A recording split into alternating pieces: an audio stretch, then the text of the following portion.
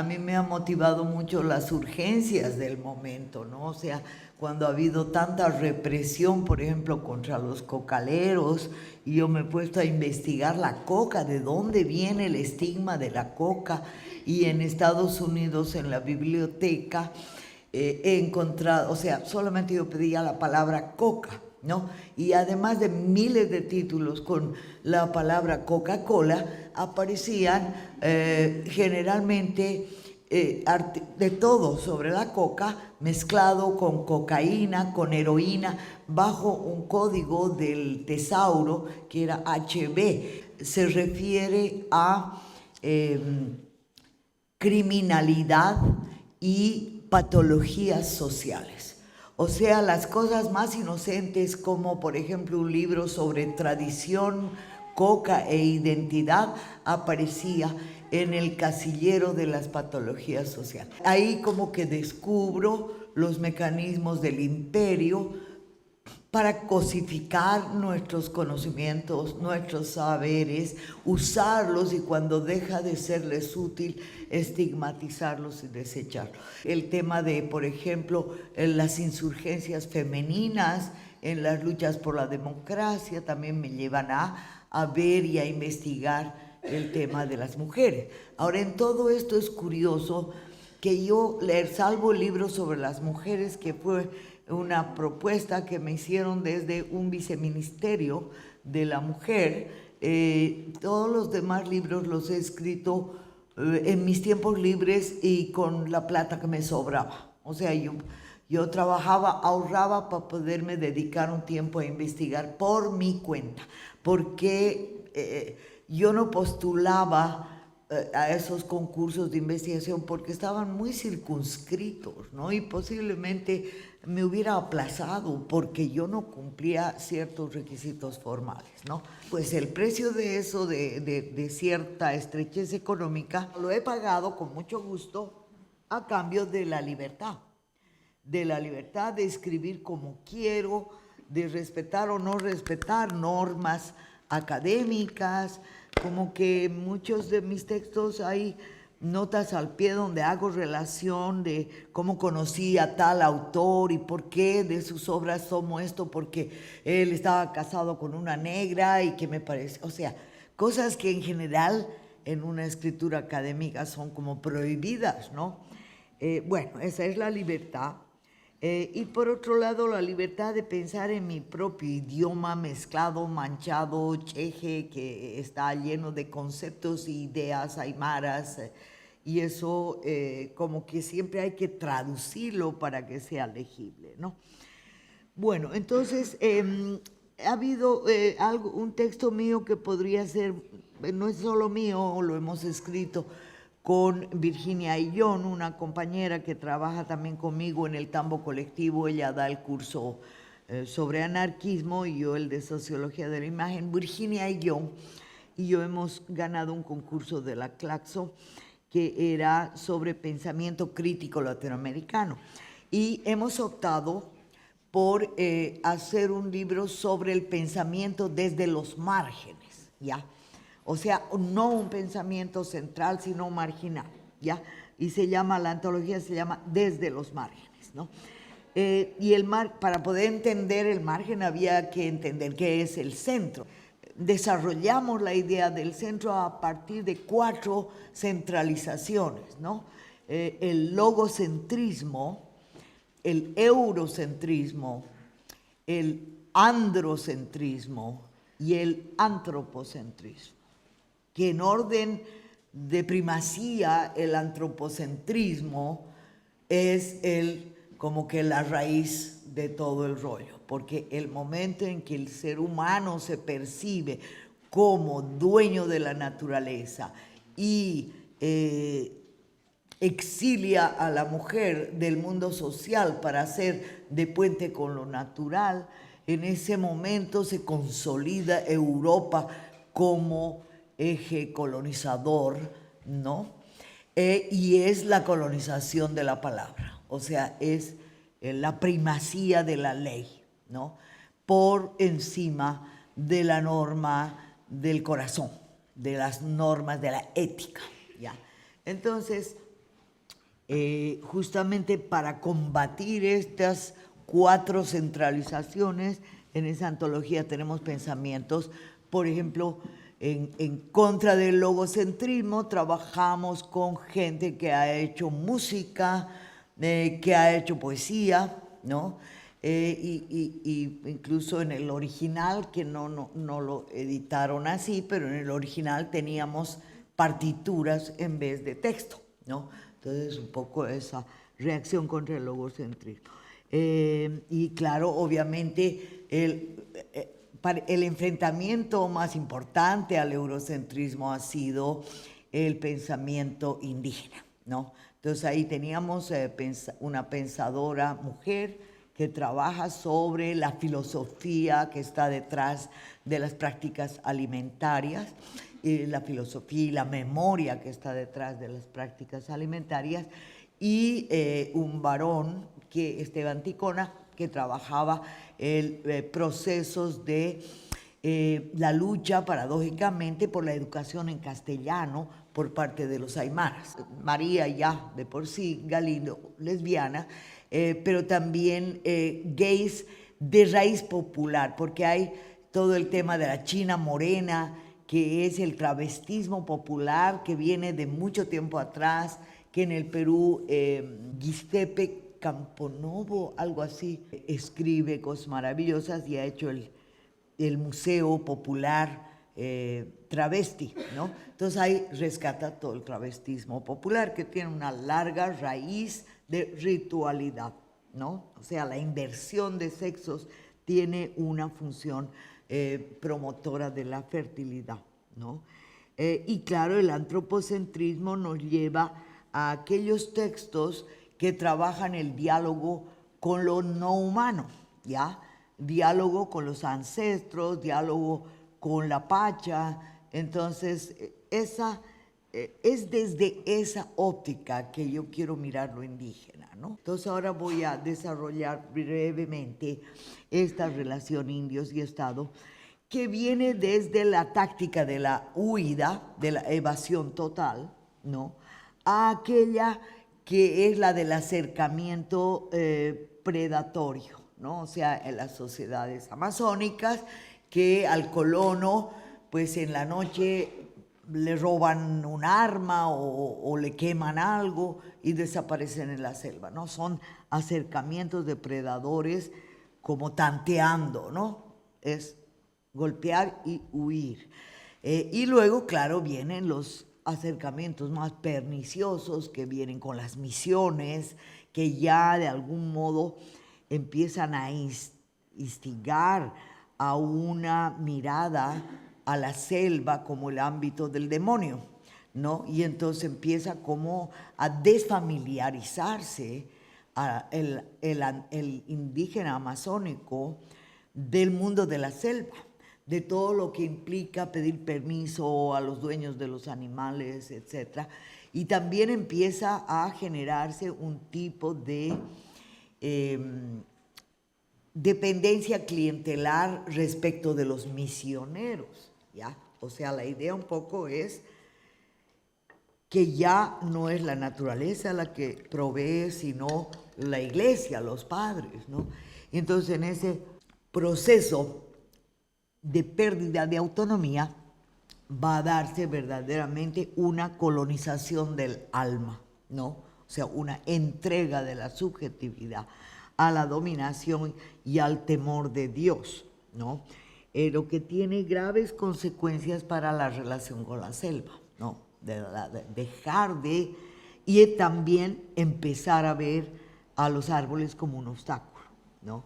Entonces, árbol, la idea de que por ser verde la selva es fértil, entonces basta con tumbar los árboles para poder hacer agricultura, pero no, o sea, el humus proviene de la cantidad de hojas que caen y eso es lo que explica la fertilidad de la Amazonía, pero una vez que se quitan los árboles, eso se desertifica en 2 o 3 cosechas, eso lo han comprobado los arroceros, los cañeros, los solleros, etc. O sea, que permanentemente tienen que abrir más desbosques y o usar más fertilizantes.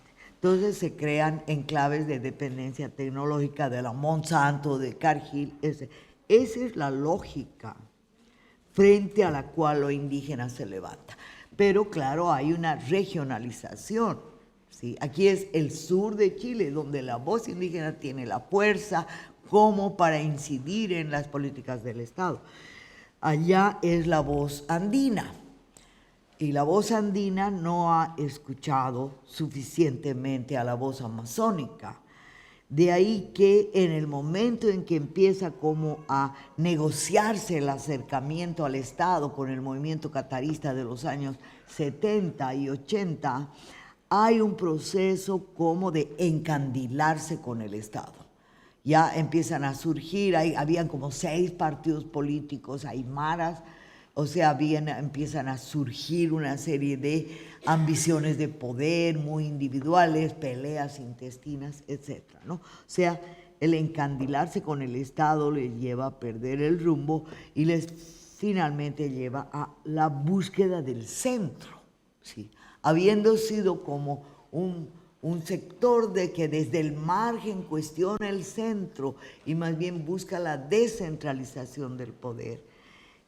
Ahora es como centralista y donde se incorpora la idea de descentralización, pero para reproducir en chiquito la estructura logocéntrica, eurocéntrica, antropocéntrica, ¿no? O sea, en chiquito el municipio hace lo mismo que en grande hace el Estado, ¿no?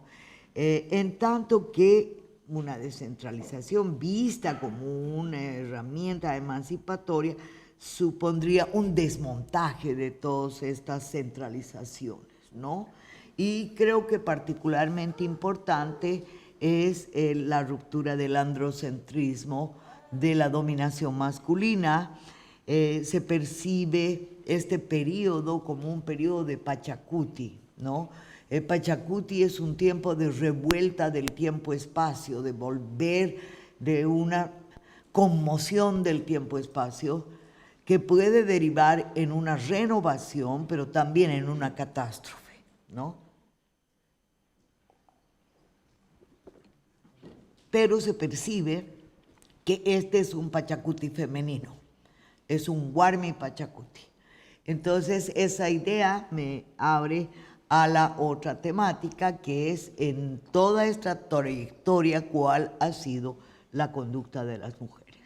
Ya en la obra de Huamampoma, digamos que la figura originaria de la primera edad de la antigüedad andina era la pareja del guerrero y la tejedora, ¿no? O sea, era como el epítome de la civilización, era el guerrero que defendía el territorio y la tejedora que entrelazaba las diferencias culturales, ¿no? Y en ese sentido, la noción de territorio es una noción masculina, en tanto que la labor femenina es una labor de tejido intercultural. Es como que siempre ha sido una ritualista de los márgenes, que se las ha visto con fuerzas no humanas, tanto de las alturas como de lo más abajo. Entonces, una vez que viene la sociedad invasora, la fuerza salvaje es el dinero. Entonces, para poder domesticar esa fuerza, participan en estos márgenes mercantiles las mujeres, ¿no? Porque son justamente las que pueden neutralizar el factor disolvente que implica el dinero, ¿no? Entonces, esa es una de las estrategias, o sea, participar en los márgenes, en tanto que el varón ocupe el centro productivo, el centro civilizado de la comunidad, que está surcado, o sea, está lleno de los surcos del arado. Y además, simbólicamente, se hace la siembra ritual en la plaza. En muchas comunidades del altiplano se hace la siembra ritual en la plaza, donde el hombre se viste de mujer y la mujer se viste de hombre.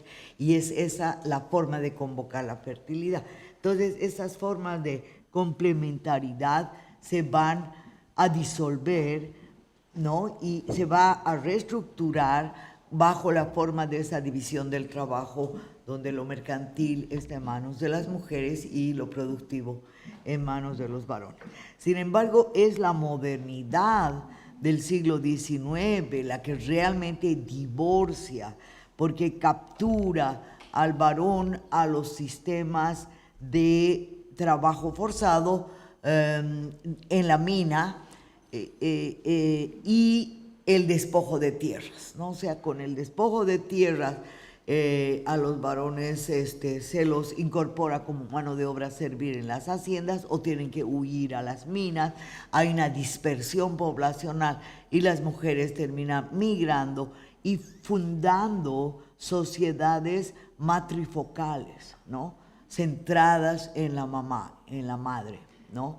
Que crían varios hijos, posiblemente de varios padres, y que tienen que lidiar en el mundo urbano, y así se genera la sociedad chola, la sociedad, una especie de tercera república entre la república de indios y la de españoles, que sin duda no supera el dualismo, porque dentro del mundo mestizo también hay la misma división. O sea, mestizo quiere decir que es más cerca de lo blanco y cholo es más cerca de lo indio. Entonces, de algún modo se reproduce ese binarismo, ¿no? Y la otra estrategia es la de huir y de algún modo el refugio simbólico de la práctica nocturna de lo que la sociedad dominante llama la brujería, ¿no? O sea, las brujas andinas son las que preservaron el conocimiento. Y esto se debe también a que la misma naturaleza patriarcal, profundamente patriarcal, de la sociedad dominante hizo que les resultaran invisibles las mujeres. O sea, la sola idea de que, o sea, si hasta ahora no hay sacerdotas mujeres, ¿no? ¿Cómo sería pensar que habían ritualistas que oficiaban ritos siendo mujeres? O sea, ritualistas de alto nivel, chamacanes, ¿no? Que oficiaban ritos. Entonces, debe ser así como anatema, esta es la sociedad del mundo al revés, porque las mujeres tienen poder, y poder en los lugares de mayor exclusividad masculina, como es en la institución religiosa, ¿no? Entonces, eso muestra el shock, la consideración de la mujer como bruja. Pero además había sodomía ritual, o sea, habían parejas de homosexuales que oficiaban rituales específicamente homosexuales para específicas demandas de la huaca, ¿no? O sea, según la huaca, según si era sequía, se hacían estos rituales. Entonces, todo eso llevó a que, pues, para los españoles, todos los indios eran sodomitas, todas las mujeres eran brujas, ¿no?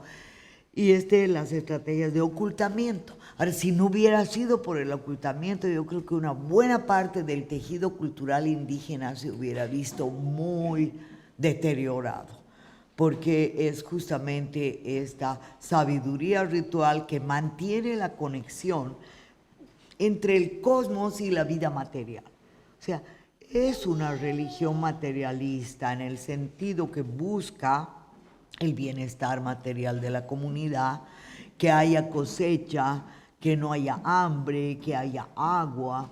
O sea, son necesidades materiales, pero que se conciben como parte de un equilibrio cósmico, ¿sí?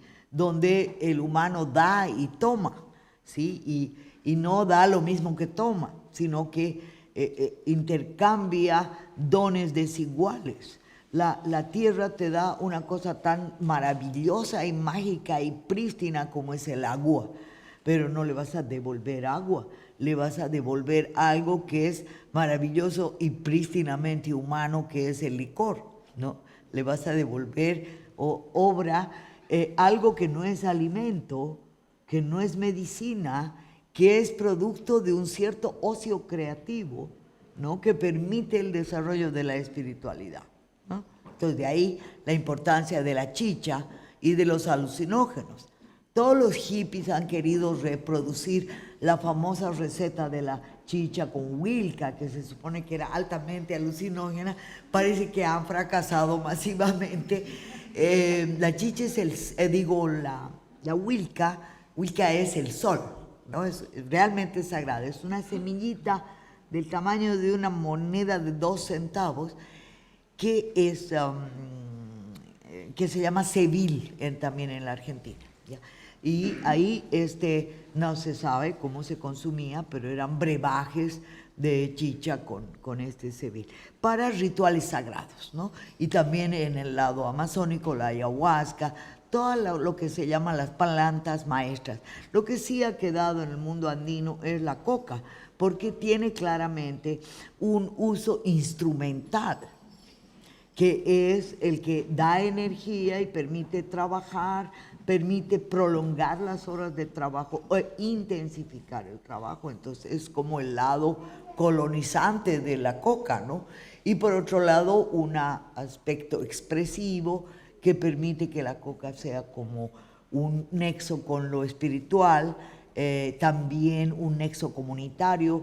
Los acullis son ceremonias con la tinca que se sopla y de algún modo se le entrega el aliento al lamien vecino para hacer un diálogo con esa persona, y en el círculo van intercambiando en contra de las manecillas del reloj las tincas de coca para instalar, digamos, una reunión, un tantachaui, una asamblea.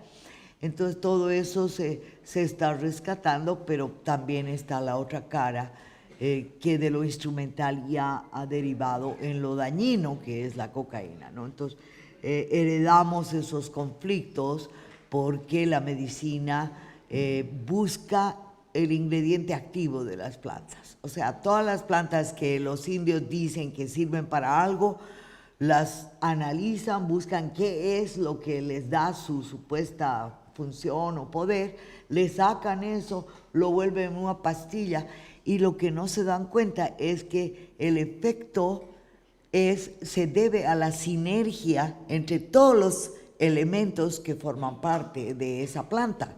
Entonces, la hoja de coca tiene más calcio que la leche, y tiene fósforo, tiene minerales, antioxidantes y toda una serie de nutrientes que justamente equilibran el carácter estimulante, ¿no? Entonces la coca estimula, un estimulante cualquiera como el café te consume las grasas, ¿no? Por eso toman café para adelgazar, pero te consumen las grasas y el cerebro es grasa, entonces te agota, te cansa, y entonces quieres más café, ¿no?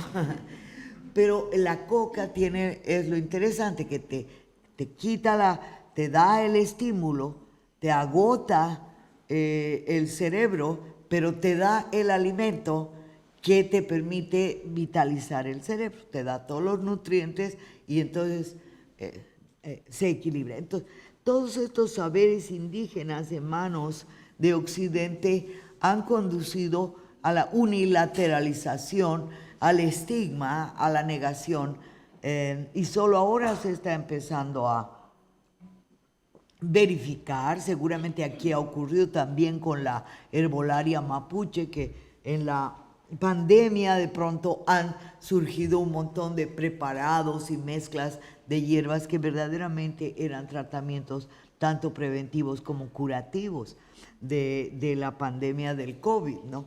Entonces, la dinámica femenina ha estado detrás de una serie de logros poco visibles porque no se expresan políticamente.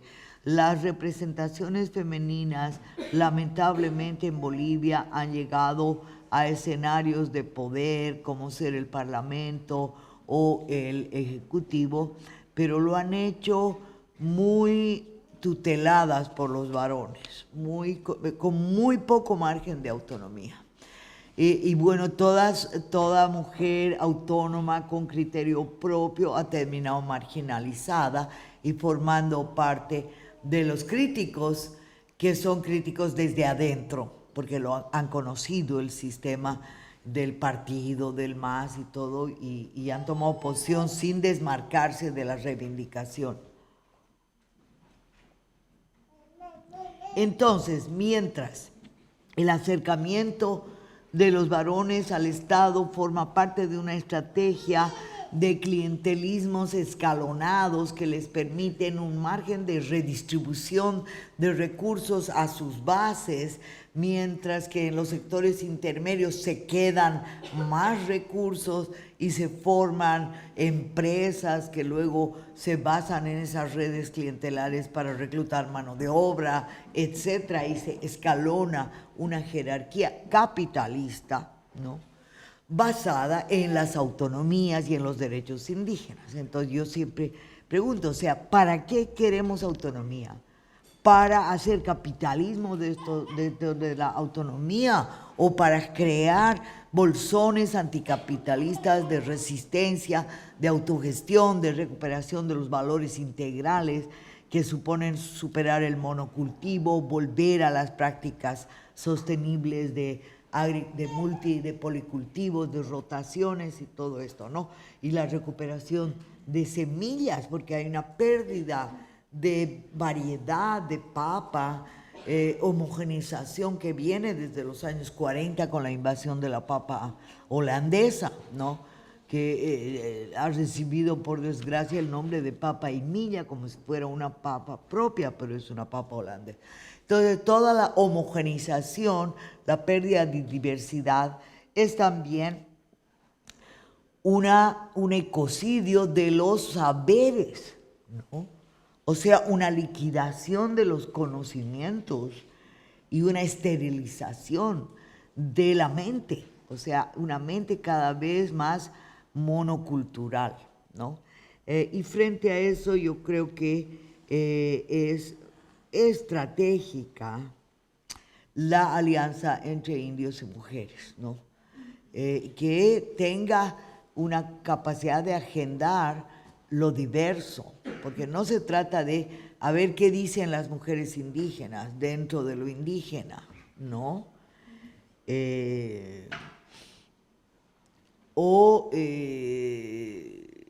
Buscar que las mujeres como que se abran a lo étnico, ¿no?, sino realmente ver que hay homologías estructurales en las formas de dominación a las mujeres y a los indios, desde el momento en que nos definen nuestra identidad desde afuera, o sea que no somos quienes nosotros decimos somos así. No, que lo eterno femenino, que la belleza, que me gustas cuando estás callada, ¿no?, de Pablo Neruda. No, esas cosas no van, pues, ¿no? Y nuestra autodefinición a veces se traduce en un grito, en un insulto, es lo que hace la María Galindo, ¿no es cierto? Se enfrenta con las audiencias poco menos que a reventarlas, ¿no?, y a patear el suelo ¿Por qué? Porque tenemos rabia acumulada, pues, ¿no? A veces es peor el reconocimiento paternalista que te hace la concesión, que te hace sentir, sí, qué bien, yo te he invitado, pero también te puedo desinvitar, ¿no ves? Es esa ciudadanía condicionada, ciudadanía en lista de espera. Entonces, no, pues, o sea, generar como otro polo de emisión de discurso que nos permita incidir en el debate político, en el debate ideológico, desde nuestra perspectiva, como también diciendo que la liberación de las mujeres va a liberar a la sociedad, va a liberar a los machos de ser sus propios verdugos, ¿no? Y también la liberación india va a liberar a toda la sociedad, al mestizo alienado, al que ha vendido su alma al diablo por 4 pesos o que está siendo funcional a la depredación de su territorio, ¿no? Entonces, esas son las tareas que tenemos como indios y como mujeres. Y claro, articularlas no es fácil, porque hay prejuicios de ambos lados. Y creo que también una de las razones de los problemas con la constituyente ha sido ese intento de meter todas las agendas sin haber previamente generado los nexos, las traducciones necesarias para entendernos, ¿no?, entre diferentes. O sea, las diferencias han sido sedimentadas por siglos de incomprensión y no se van a resolver con solo buenas intenciones, y particularmente buenas intenciones de una cierta élite masculina de izquierda muy decente, muy decorosa y muy bien comportada, que tiene mucha distancia cultural con el indio, ¿no?, y con la India en particular. Bueno, creo que hay nomás, no sé si he hecho muy largo o muy corto. Tengan en cuenta que ya es como la 6ª vez que estoy hablando en público y que seguramente he dicho lo mismo que ustedes ya han escuchado otras veces. En fin, de todas maneras, hay para las preguntas y ahí podemos ampliarla. ¿Ya? Gracias.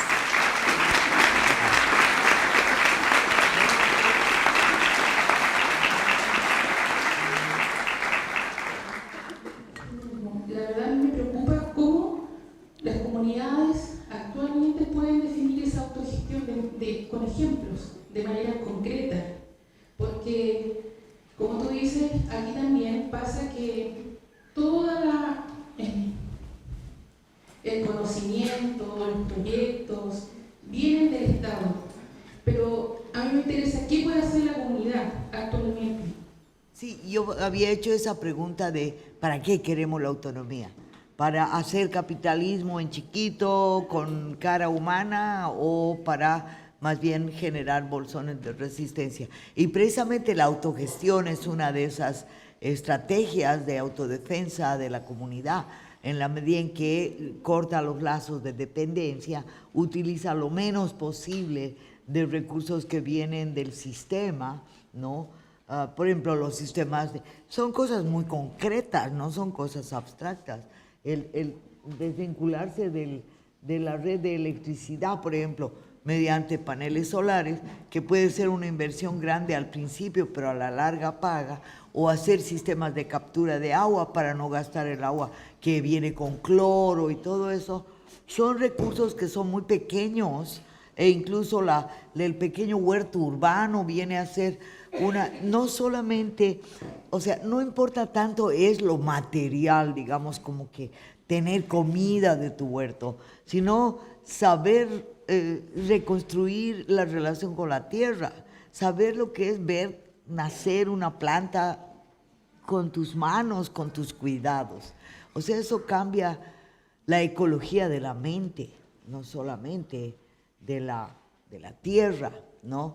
Entonces es la autogestión, y la autogestión no quiere decir el darle completamente la espalda al mercado, porque también es posible tener una relación selectiva, esporádica, digna con el mercado, sin dejarse arrastrar por la totalidad. Y bajo la premisa de comprar lo menos posible y vender lo más posible, es decir, que haya un balance a favor, ¿no? Que permita, por ejemplo, nosotros para comprar tecnología, claro, vendemos recursos intangibles, ¿no?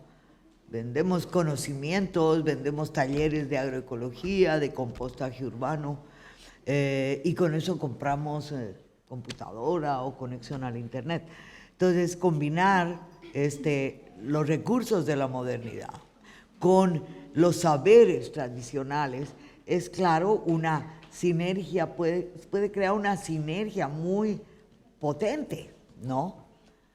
Y con capacidad de sobrevivir, ¿no? Ahorita la paz está, o la gente está trabajando en pegas del Estado o está en la autogestión. Casi diría que ya no hay el espacio, por ejemplo, capitalista, ¿no? No, está desaparecido. Hay la autogestión o hay el Estado. Y en la autogestión hay las redes. O sea, hay N grupos que hacen cosas parecidas a nosotros, pero que juntamos esfuerzos y unos traen comida vegana, otros traen parches, otros traen serigrafía, intercambios de trueques de libros, trueque de ropa. Hacemos la feria del trueque, que es intercambiar la ropa que no usas. Entonces hay como una revitalización de las redes que luego en momentos de crisis funcionan ya como redes de sobrevivencia, ¿no? En la pandemia, por ejemplo. Entonces sí, la autogestión es un recurso absolutamente clave para sobrevivir en estas crisis. ¿Cómo desmontar primero la transmisión o la generación de conocimiento, pero también de demandas que respondan de manera particular? Y lo otro es cómo ha sido su propia experiencia siendo una mujer que no entra dentro de las normas, desde los temas que propone, desde los espacios en donde se postula. Y yo he sido feminista desde chica, o sea, me he hecho botar del colegio porque no, me hacía mucho frío y mi mamá me ponía pantalón y no querían que use pantalón y me hacía mucho frío y yo insistí y me botaron del colegio porque además no quería saludar a las monjas. Entonces, de algún modo, tenía una cierta actitud iconoclasta, ¿no? Ahora, el tema otro de cómo hacer que los feminismos se articulen entre sí y puedan generar unos cambios como más profundos que vayan más allá de esas reivindicaciones individualistas.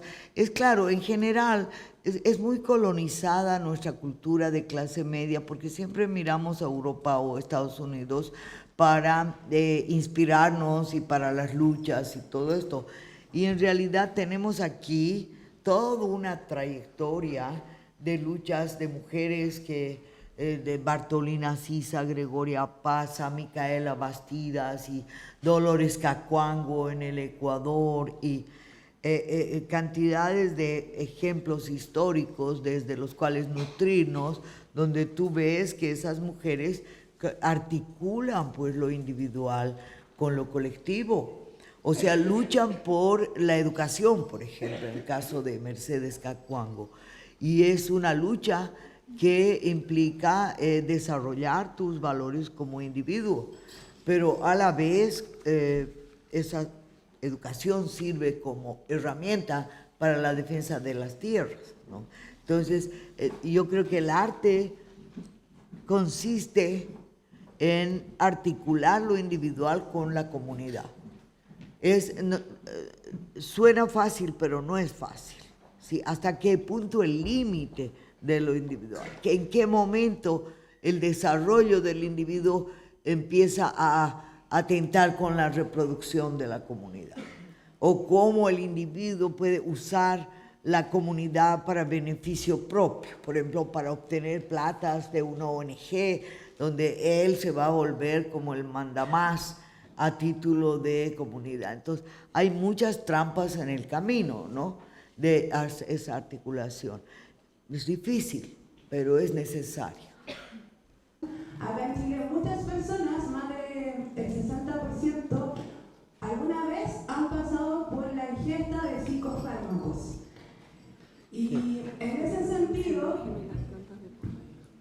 como hablamos de la autonomía y también de la autonomía del pensamiento, que se champurrea, y tengo una relación con las plantas de poder y con los hongos muy profunda, y me gustaría saber qué es lo que opinas en torno a cómo nosotros podemos reconectarnos con las puertas de la percepción, porque es difícil hacer cambios materiales ya en el exterior si nosotros como personas, como individuos, como como persona, no estamos bien con nosotros mismos. Pero el trabajo con plantas maestras, por ejemplo, con la ayahuasca, se da por bastante plata en cualquier lugar de Europa o de Estados Unidos, en contextos supremamente individualistas que no tienen, yo creo, mayor implicancia espiritual ni de reconexión. Posiblemente hay experiencias estéticas muy intensas, pero yo diría que tienen poco impacto en la posibilidad de recuperar una visión indígena, ¿no? Mientras que en lugares, bueno, en todas partes se ha comercializado mucho el tema de los viajes espirituales con plantas sagradas, ¿no? Yo no sé qué planta habría aquí en la zona mapuche, pero casi en todas partes ha habido alguna planta sagrada que ha permitido conocimientos, ¿no? Hay un mito muy interesante que en realidad no es mito, es una historia de el cuento que cuentan los españoles en respecto del cerro de Potosí, del Sumac Orco de Potosí, es que los indios no conocían que había ahí plata y que había ido un indio y había prendido una fogata y había empezado a salir plata fundida y de ahí empezó la explotación. Esa es una gran mentira, ¿ya? Porque hay justamente el testamento de Diego Hualpa, que es el supuesto descubridor, cuenta que el cerro era un santuario y que habían decidido no explotarlo porque la explotación de ese cerro habría traído la sequía de toda una región. Ya como que ha ocurrido, ¿ya? Y que además ese cerro era como la punta de lanza para llegar al Antisuyo. El Tahuantinsuyo, el universo de los 4 partes, ¿no? Tenía 3 partes conocidas y domesticadas desde el Chinchaysuyo, el Collasuyo y el Cuntisuyo, pero siempre la frontera de los Antis, que son los selváticos, nunca lo pudieron dominar y conquistar, ¿no? Entonces ese cerro servía como para llegar hacia ese mundo amazónico y ejercer una suerte de seducción espiritual o de neutralizar las energías agresivas para que haya una relación más equilibrada, ¿no? Y para eso tenían un santuario en la punta del cerro donde estaba todo alfombrado con pieles de jaguares y los chamanes y las chamanas se convertían en jaguares, ¿ya? Para dialogar con ese mundo de la Amazonía. Obviamente es conocidísimo en todas las etnografías de la yagé y de la ayahuasca que una de las experiencias que conlleva la toma de estas plantas es el que se convierte la gente, el chamán, en jaguar. Y los que están participando en la ceremonia suelen contar que ven al chamán convertido en jaguar. Entonces es evidente que ahí habían ceremonias con plantas sagradas y que permitían justamente conjurar los peligros de esa relación con el auca de la selva, con el enemigo de la selva al cual querían seducir para convertirlo en amigo, porque la hoja de coca viene de la selva. En todas las culturas antiguas de Paraguas, Chimú, Chavín, que son las culturas de la costa, se encuentran rastros de productos de la selva que han tenido que cruzar todas la cordillera y llegar hasta el mar, desde el Atlántico hasta el Pacífico, plumas de guacamayo y todo el arte plumario del altiplano que es con plumas de... Entonces siempre hubo una relación simbólica de atracción, de seducción, bajo ese sistema de conquista que a la vez es seducción, ¿no? Y a la vez hay una cierta violencia simbólica. Bueno, pero eso ya se transforma en una agresión a la Amazonía de parte de los Andes, los colonos cocaleros que arrasan con la selva, o el intento de hacer la carretera. Entonces hay un mito que dice que el Inca se convirtió en jaguar para entrar a la selva, el sexto Inca, y él estuvo allá con una mujer chuncho, una mujer de la selva, y tuvo hijos y se quedó a vivir ahí.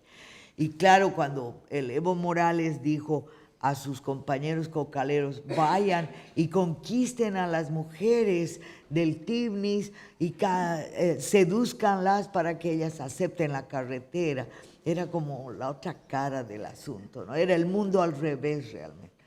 Así que esa relación con la selva sigue teniendo una fuerte base en el conocimiento de las plantas sagradas, que quizás puedan hacernos entender que la selva no hay que arrasarla para el desarrollo capitalista, ¿no? Sino que es la fuente de conocimiento más antigua, ¿no?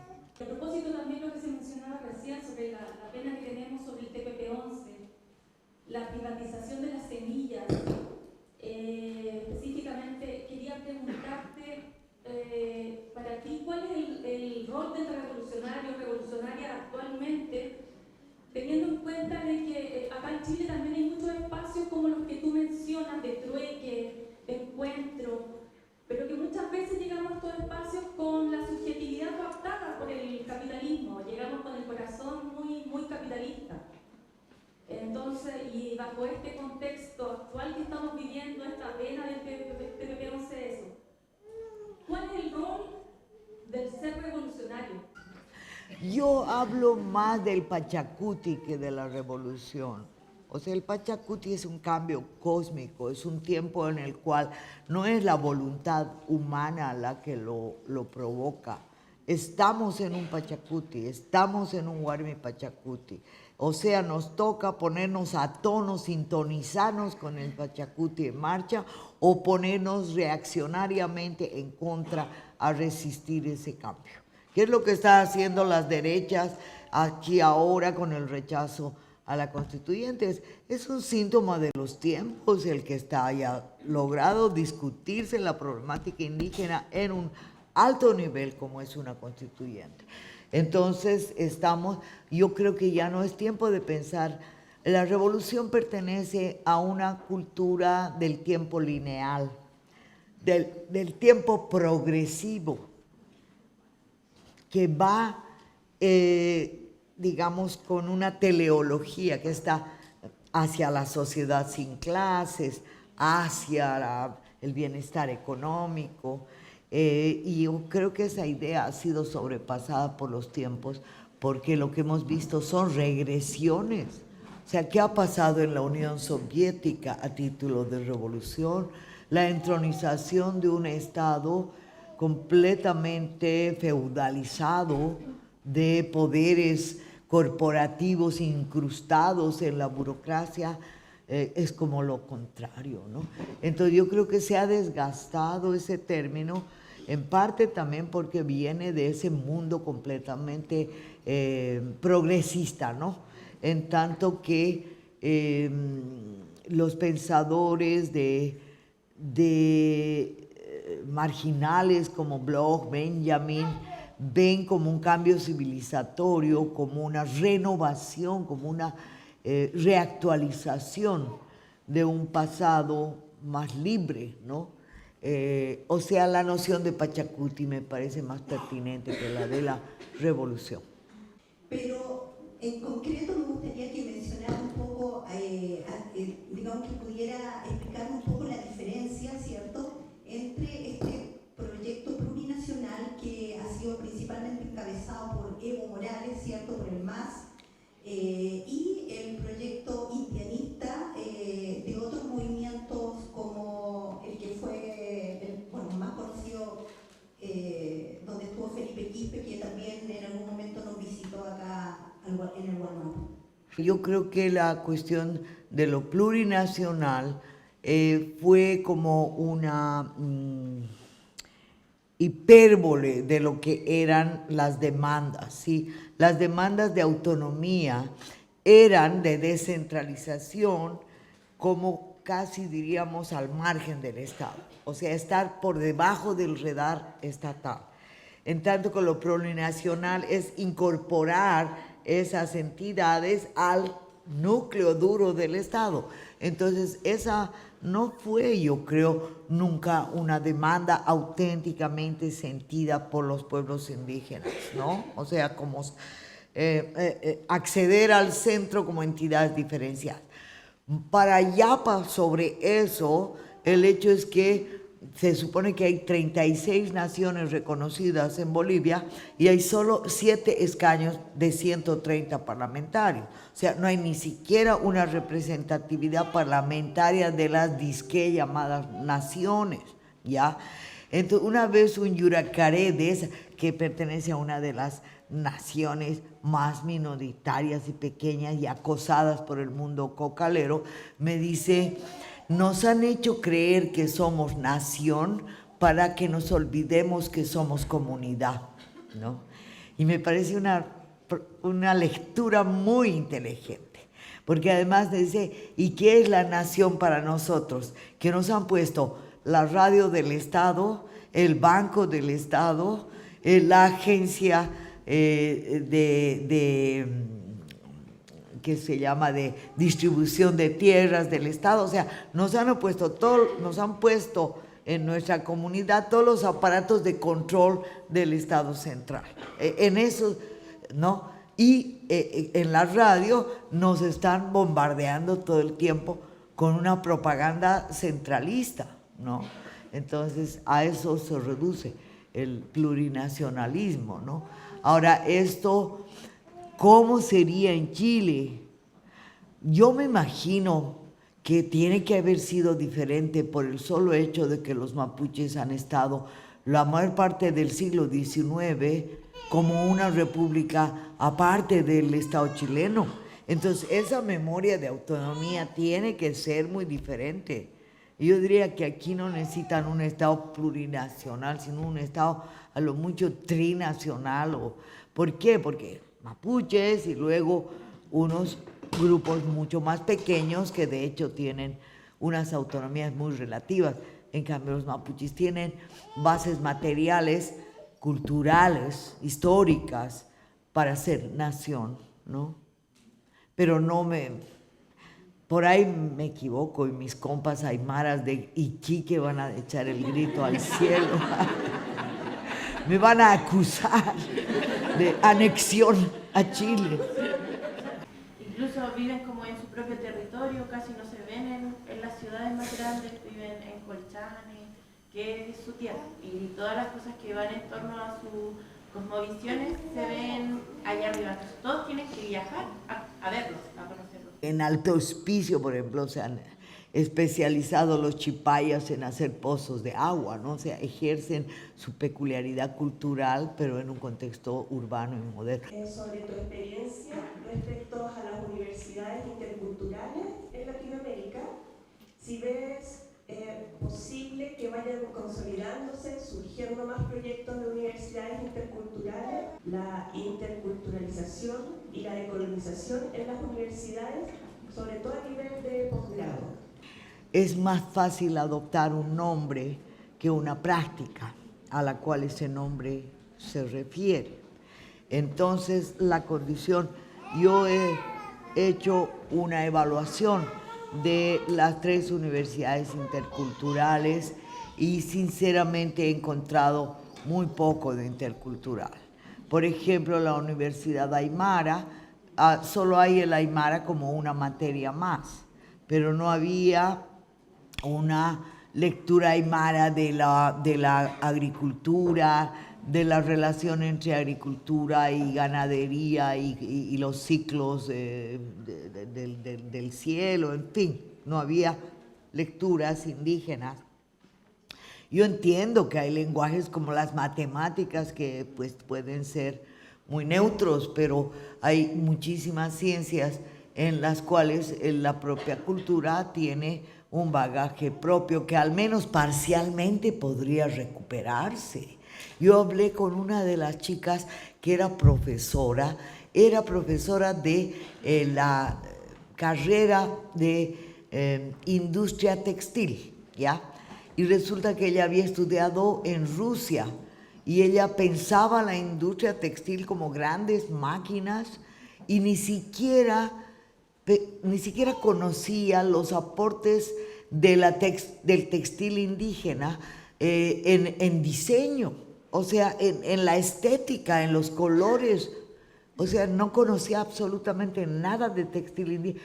Y el textil en los Andes es una de las artes altas, o sea, es la de las grandes artes, ¿no? O sea, es toda una ciencia el textil andino. Y esta chica pues estaba con eso de la industrialización de las grandes máquinas, de fábricas, de telas, qué sé yo, que no tenían absolutamente ningún contexto ni pertinencia para el caso, ¿no? Entonces, esa experiencia, y luego que el idioma realmente no se hablaba, o sea, no se daban, más allá de la clase estrictamente de idioma, no se daban ahí. Entonces, me parece, y va más de Yapa, la de el Oriente, juntaba como 5 etnias diferentes con 5 idiomas diferentes, por supuesto la lengua franca era el castellano. Entonces realmente interculturalidad había muy poco. Nuestra situación es que mi padre y mi hermano están en prisión política por esta lucha, que es la resistencia de todo el pueblo mapuche.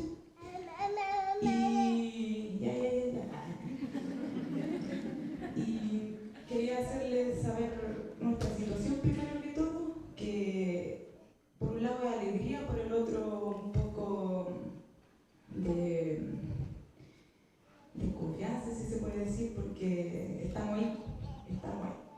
Y ahí en la comunidad hay niños, niñas. Y yo entiendo mucho esa situación, el dolor de el saber, por ejemplo, que el hermano Celestino está todavía en la cárcel. Y yo he estado ayer o anteayer con la machi Francisca Linconao, que ha estado también en la cárcel, y que además sufriendo una injusticia de siglos, ¿no?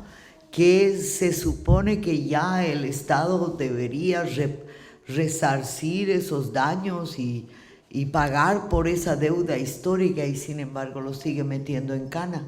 Entonces hay una injusticia muy grande, y me parece que el rechazo a la constituyente debería ser más bien un motivo para redoblar la exigencia de justicia, porque por más que hayan reconocimientos formales, si la injusticia sigue en pie, no se va a haber cambiado nada, ¿no?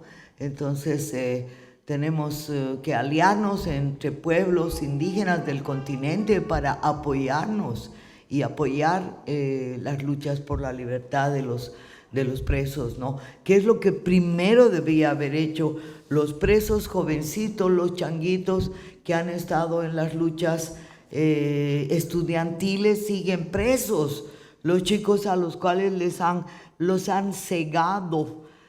O sea, es una injusticia con los jovencitos que es simplemente brutal. Y aquí la lucha por la democracia es ya de hecho una lucha por el respeto a la diferencia, ¿no?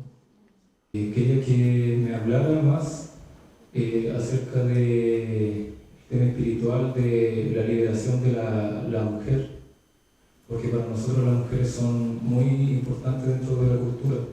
Como usted dijo, si se libera la mujer, también se libera el territorio, porque como habrán notado, la mayoría que hablaron son mujeres. Las dirigentes allá del territorio son mujeres, y gracias a ellas hemos logrado avanzar, y la persona que más me inspiraba ha sido una mujer. Y el hecho de que en el mundo mapuche sean tan importantes las machis, que sean incluso mayoría, habla pues de una conexión, de una responsabilidad respecto de la tierra, que es justamente el cuidado de la vida.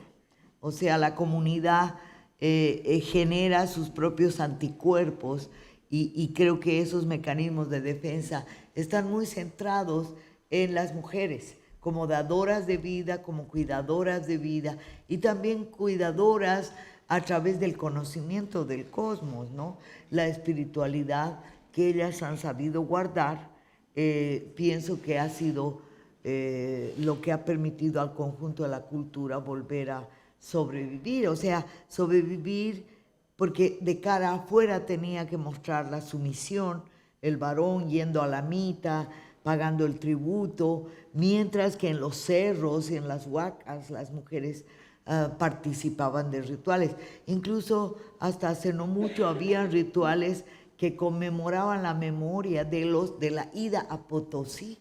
O sea, eran grandes rituales solamente para acordarse de la gente que había muerto en las minas de Potosí, y justamente eran rituales conducidos por mujeres, ¿no?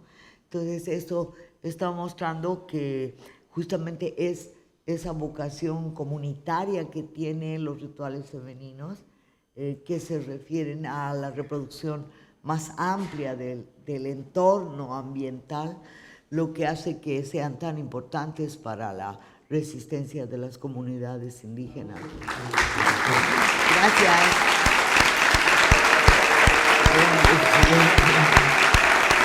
Por fin.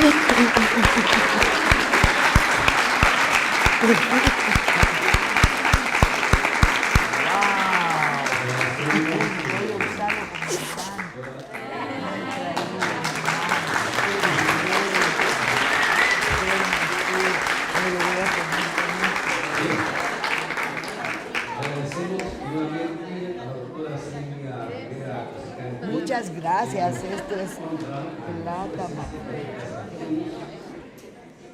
Muy amable. Gracias.